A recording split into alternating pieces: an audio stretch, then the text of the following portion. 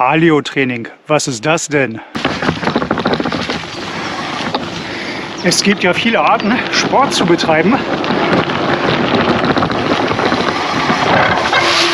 Aber manche sind dann, glaube ich, doch etwas zu intensiv. Wie meine ich das? Sport ist ja doch im Allgemeinen sehr gesund. Vor allen Dingen hier auf so einem Tretroller, wo man den gesamten Körper bewegt. Jeder hat so seine Präferenzen für die eigenen Sportarten und für die Intensitäten, wie er das ausführt. Ich fahre gerne mit dem Tretroller, weil das ein Training für den gesamten Körper ist. Wir haben ja hier die Mischung aus isometrischem Standbein, hier hält die Kraft, und aus dem isotonischen, dem beweglichen Training sozusagen. Dazu habe ich schon mal ein ausgiebiges Video gemacht. Und weil der Tretroller für den gesamten Körper das isometrische und das isotonische Training vereint, ist das quasi wie doppelt konzentriertes Chili. Doch das kann man entweder gut dosieren, dann macht es Spaß, die Atmung wird frei, der Kopf wird frei. Man kann es aber auch zu hoch dosieren und dann liegt man daneben. Nicht ganz, aber der Verschleiß des Körpers steigt dann an. Das heißt, bei jedem Sport ist es immer eine Frage der Dosis, ob er gesund wirkt oder den Körper verschleißt. Doch was ist die richtige Dosis? Und genau da kommt das Paleo-Training ins Spiel. Paleo, das ist die Vorsilbe für Vorgeschichtliches. Das weist schon ungefähr den Weg, wohin es geht.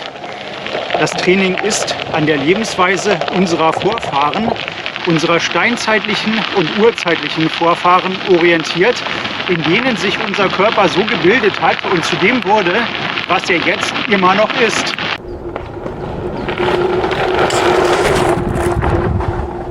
Unser Körper ist also das Ergebnis eines langen Anpassungsprozesses im Laufe der Jahrtausende und Jahrzehntausende. Das heißt, er ist an das damalige Leben immer noch perfekt angepasst.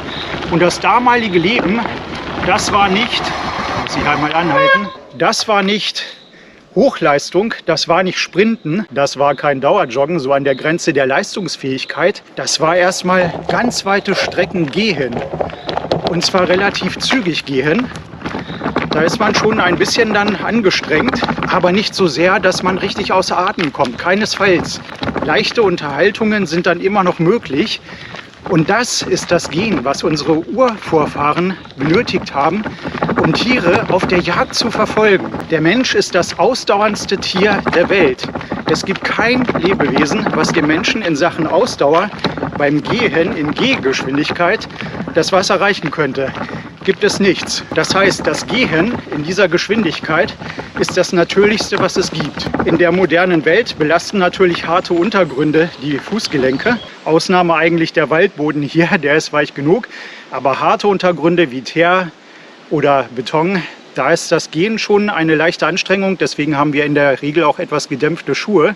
Ich ziehe immer Barfußschuhe an. Meine Füße sind an höhere Belastungen inzwischen schon gewohnt. Könnt ihr euch auch mal das Video zu den richtigen Schuhen anschauen. Also wer es gewohnt ist, Barfußschuhe. Und wer einsteigen will, Barfußschuhe, aber mit Dämpfung. Nicht solche wie ich habe, sondern mit schöner Dämpfung dazwischen. Dann seid ihr perfekt unterwegs. Eure Füße können sich ausbreiten und die normale Form annehmen. Nicht die Form, die die modernen Schuhe erzeugen, die so irgendwie in dem Mittelalter Mode war und jetzt immer noch fortgetragen wird. Nein, das ist definitiv die falsche Form für den Fuß. So, zurück zum Thema. Die Gehgeschwindigkeit ist eigentlich ideal. Aber wenn wir ein bisschen sanfter unterwegs sein wollen, dann sind wir hier mit dem Roller schon wieder perfekt. Denn hier gibt es nicht die harten Belastungen für den Fuß. Wir fahren ja hier gut gedämmt auf den Reifen. Und der Fuß, der abtritt, wird nicht mit Schwung nach unten gepresst, sondern der soll nur Vorschub besorgen.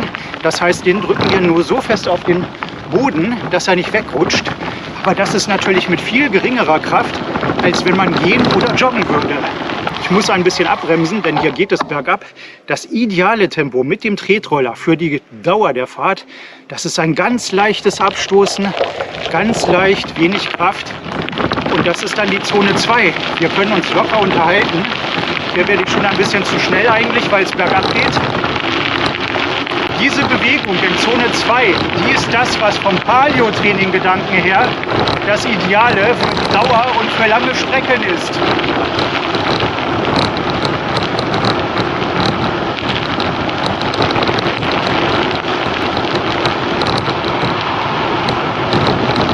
Denn mit so einem leichten Schritt hier, da wird der Kreislauf richtig angekurbelt, der Stoffwechsel wird angeregt, aber es wird noch keine Kraft aufgebaut und die brauchen wir auch.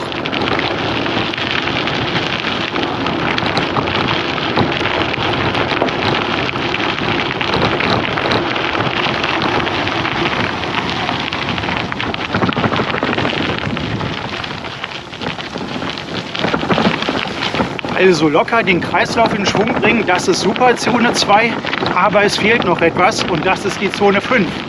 In der Zone 5 strengen wir uns maximal an, aber nur für wenige Sekunden, für 30 Sekunden, 40, 50 Sekunden, nicht länger. Und dann haben wir Wachstumsimpulse, die stärken unsere Muskeln und in dem Zusammenspiel bekommen wir einen starken Körper mit einer guten Haltung und langer Ausdauer. Genau das, was wir wollen.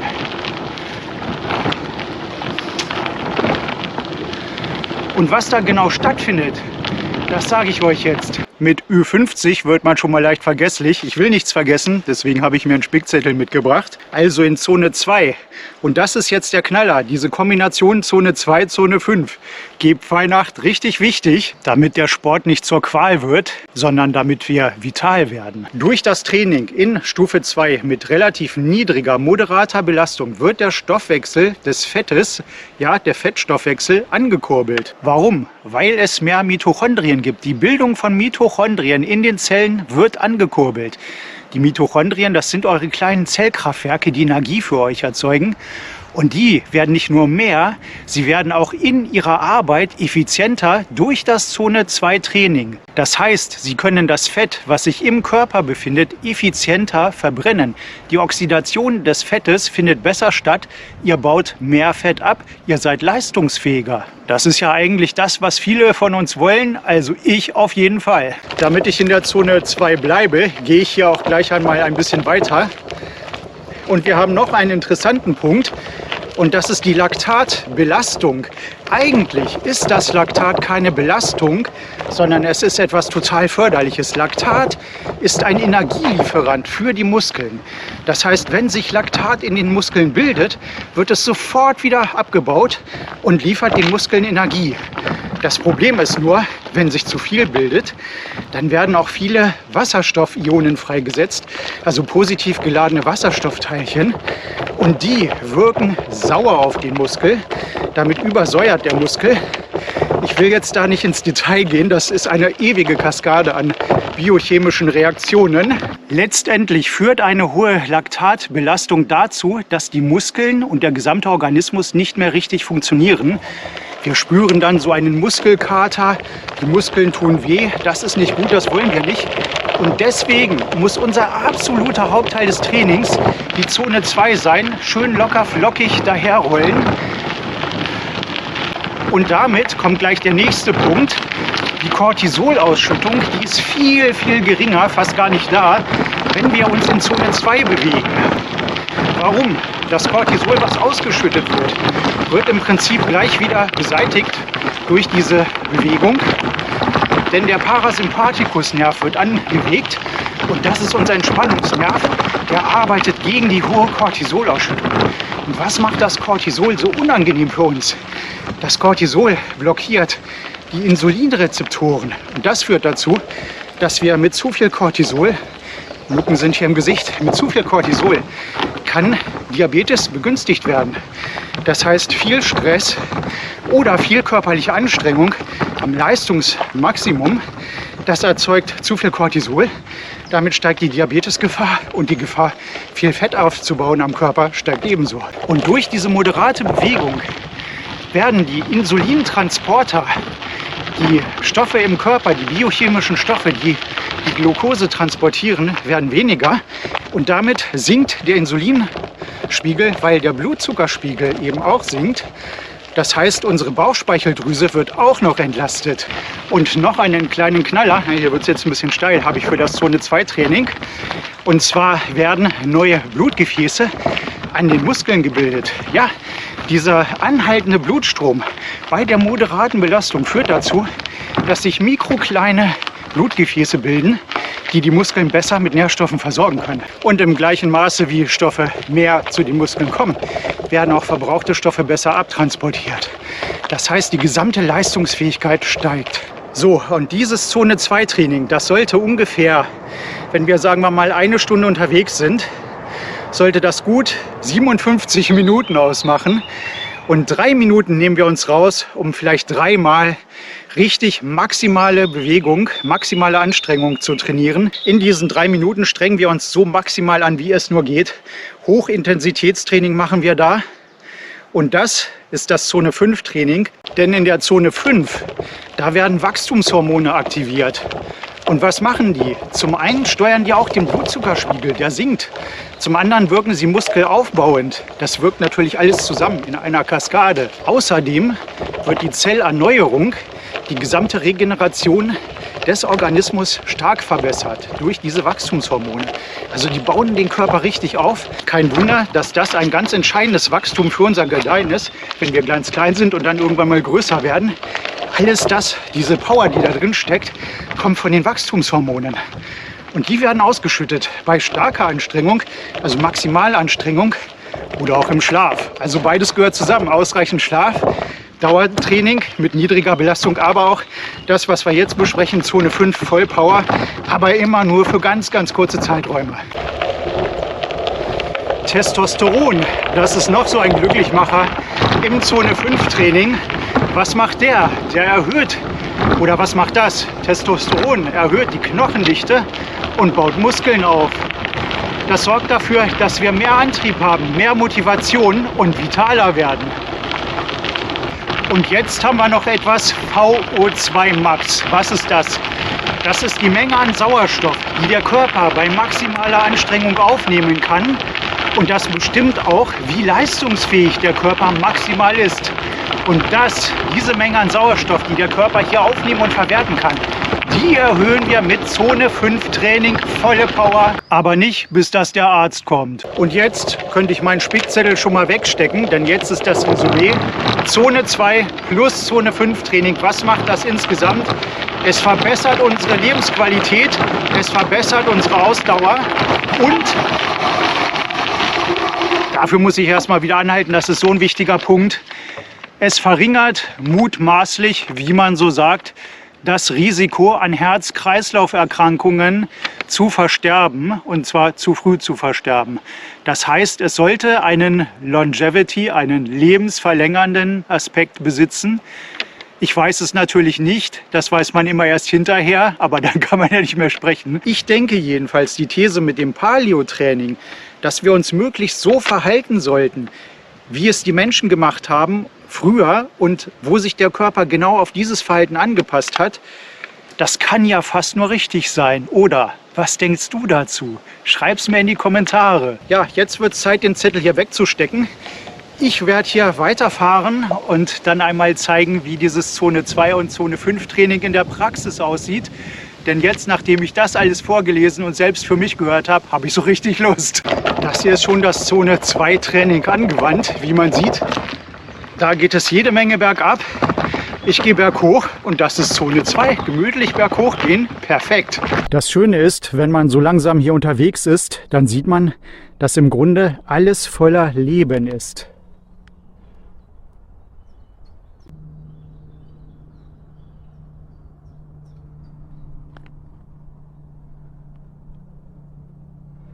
Ja, alles ist voller Leben und das sieht man nur, wenn man hier wirklich zu Fuß und langsam unterwegs ist und die Natur mit offenen Augen genießt. So, genug Zone 2. Der Berg wird jetzt noch ein bisschen steiler, als er ohnehin schon ist. Das heißt, jetzt wären wir beim Paleo-Training an dem Punkt, wo unser Urzeitmensch seine Beute verfolgt hat und jetzt den günstigen Moment für den Angriff sieht. Also volle Attacke, Zone 5, Power. Oh, ich komme gar nicht vorwärts, es geht so steil hier bergauf. Nach dem Zone 5 Training nicht sofort aufhören, sondern dann gleich mit Zone 2 weiter. Wir wissen, in Zone 5 baut sich mehr Laktat an, sammelt sich an. Das wird dann in Zone 2 wieder neutralisiert. Das Tolle hier bei dem Tretroller ist ja, das Zone 2 Training habe ich schon mal gezeigt. Das können wir ja locker erweitern, indem wir ab und zu mal hier so die Seite wechseln. Wir können auch über das Hinterrad springen, so, zack. Und da haben wir auch gleich die Arme, die Schultern, den ganzen Rücken mit in der Bewegung wieder. Beim Laufen, wenn wir ganz sanft einmal laufen wollen, haben wir ein bisschen Abstützung durch den Lenker. Das ist einfach so wunderbar gelenkschonend und so ideal, um unseren Körper einmal wieder dahin zu führen, wo er hingehört, zu den evolutionären Wurzeln, die ihn geformt haben. Zum längeren und andauernden, leichten Training mit viel frischer Luft an der frischen Sonne oder dann zum richtig intensiven Training und das dann jeweils für wenige Sekunden. Ihr merkt es an meiner Stimme, ich habe vollen Einsatz geleistet. Es sind viele Höhenmeter überwunden. Jetzt kommt die Belohnung, die Abfahrt.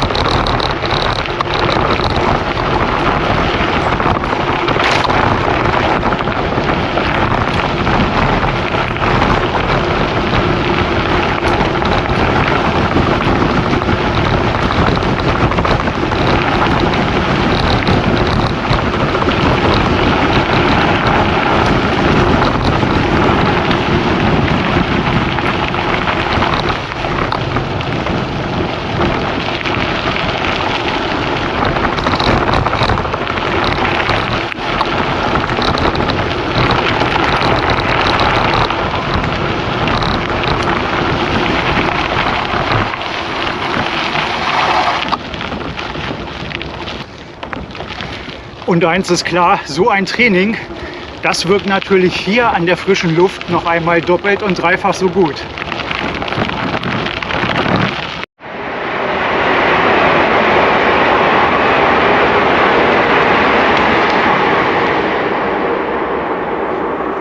Konnte man den Zug eben hinter mir sehen? So weiß, schwarz, rot, kenne ich ja noch gar nicht. Ist das ein ICE? Schreibt mir das mal in die Kommentare. Das wüsste ich gern, was das für ein Zug war. Und eine kleine, schöne Impression am Rande des Geschehens.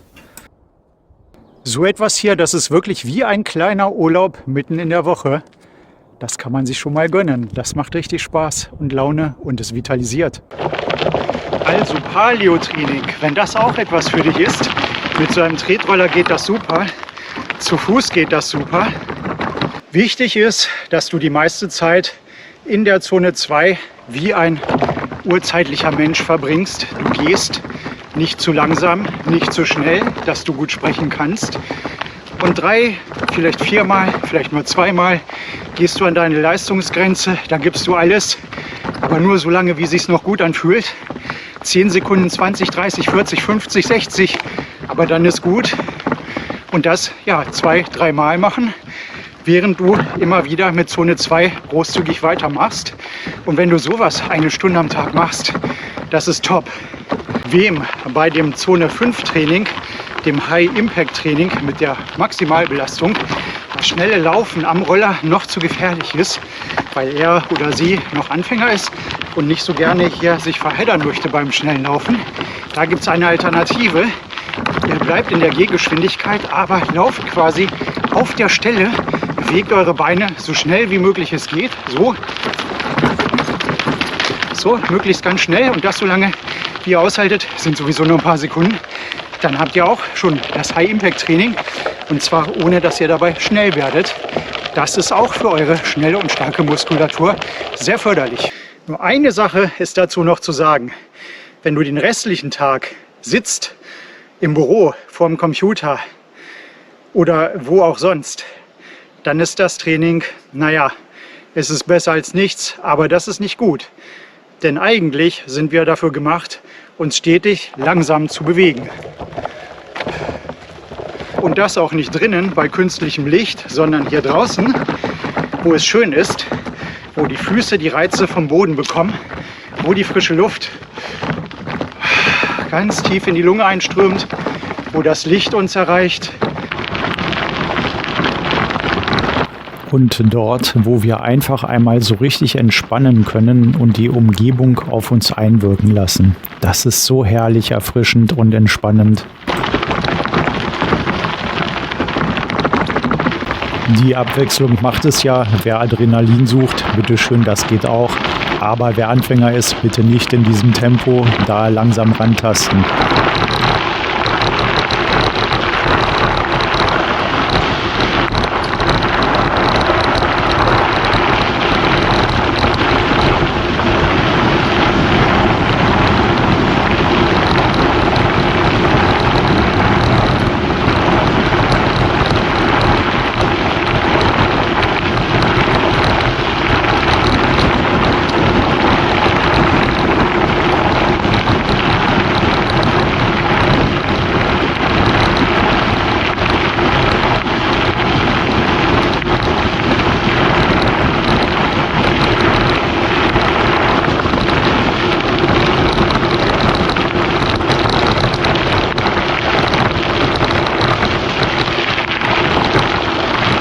In diesem Sinne, Paleo-Training für meinen Körper, für deinen Körper, für unsere Körper.